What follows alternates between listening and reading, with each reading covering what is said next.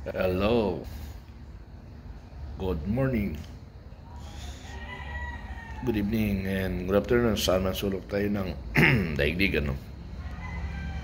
Ang i-discuss natin yung ah, pinagtatalunan sa legal matters, ano, in regards to yung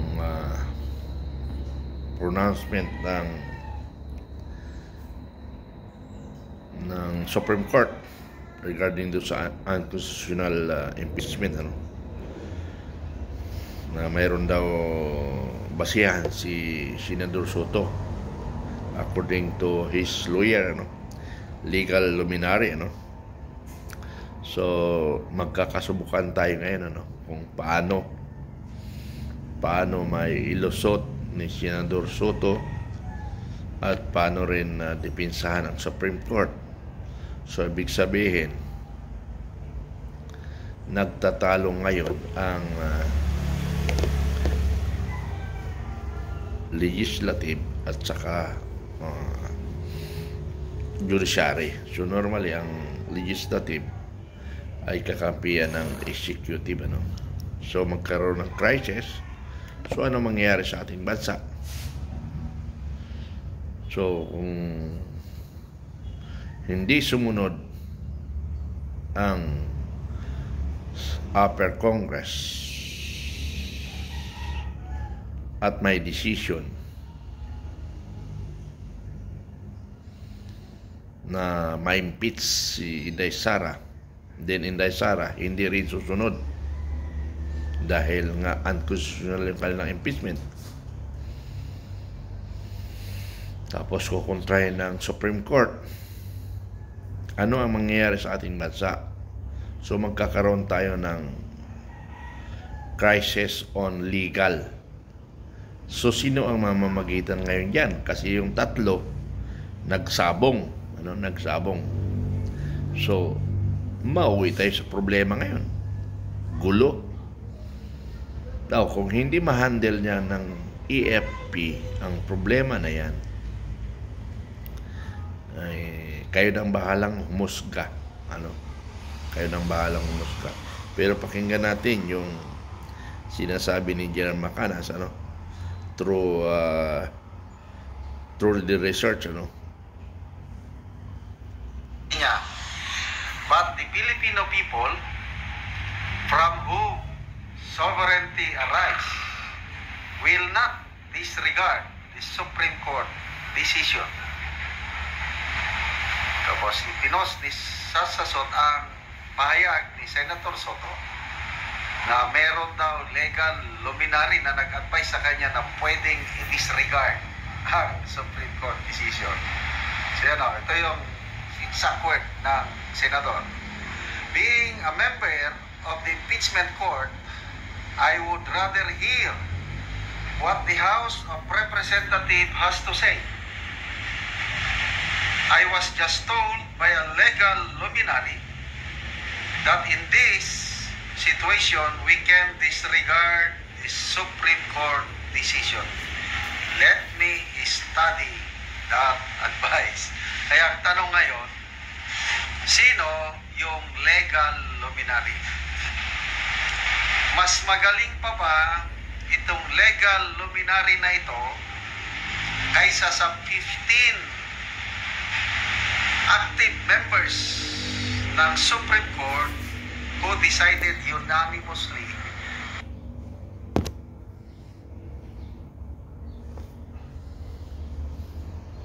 Okay. Medyo nawala na siguro ang signal,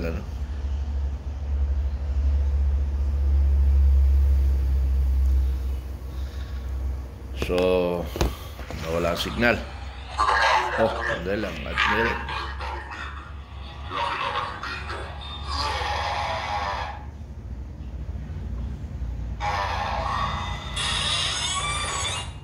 Wait lang, nawala ang signal. At nasa labas ako.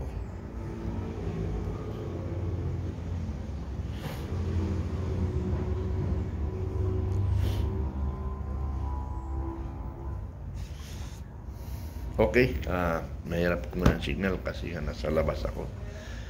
So, yun, magkakaroon tayo ng problema pag natuloy i-insist ng Senado. Now, siyempre normally ang decision, majority of the upper Congress. So, hindi pa rin uubra. Now, magkakaproblema rin ang upper Congress, ang Senate, regarding sa impeachment. Ano ba ang magiging ruling natin dyan? Kayo, mabibigyan nyo ba ng opinion? Ituloy? Pero palagay ko hindi rin kasi majority decision eh. May mga botohan rin eh. Kaya nga mayroong Supreme Court. Sa impeachment naman, mayroong ring korte o mayroong ring majority decision. So hindi rin mangyayari. Na kung mangyayari, ay medyo magproblema tayo. Kaya Filipino Guerrilla Forces, patuloy lang tayo pagpaparami. Kasi nga, mayroon tayong problemang international problem, lalo na ang Cambodia at Thailand. Patuloy pa rin ang kanilang gera. Now, ang Philippine government ay sumusuporta sa Cambodia. So, paano yun? So, sino yung mga sumusuporta sa Cambodia? Yung mga Chinese people. Almost Chinese people. Laos, North Korea,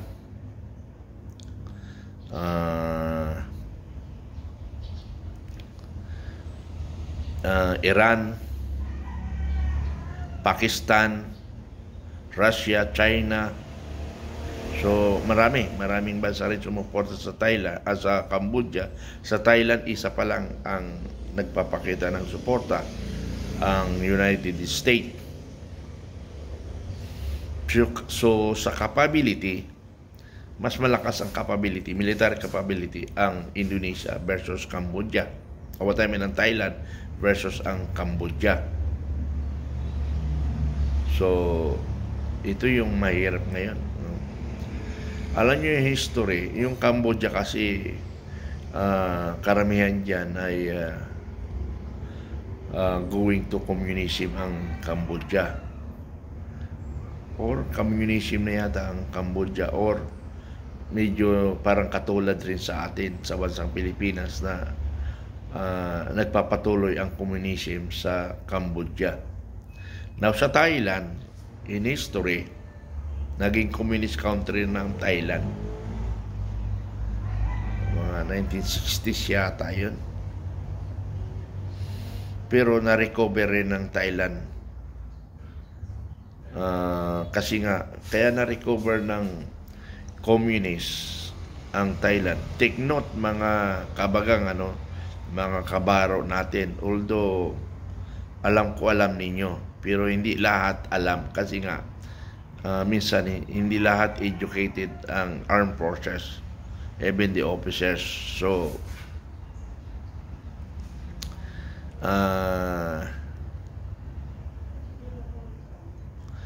may talaga ang Thailand nakuha ng Bakit nakuha ng Thailand? Bakit nakuha ng communism ang Thailand? Because of yung kanilang parang katulad dito sa Pilipinas, ganun rin ginagawa nila.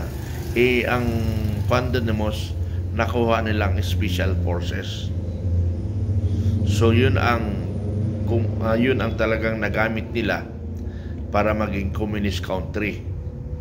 Pinagpapatay nila ang mga general na anti sa kanila, anti-communism. So may isang general na nakatakas. Kape muna tayo. May isang general na nakatakas, kaya nakabuo, na-recover nila. Mga Muslim yun, nabuo nila.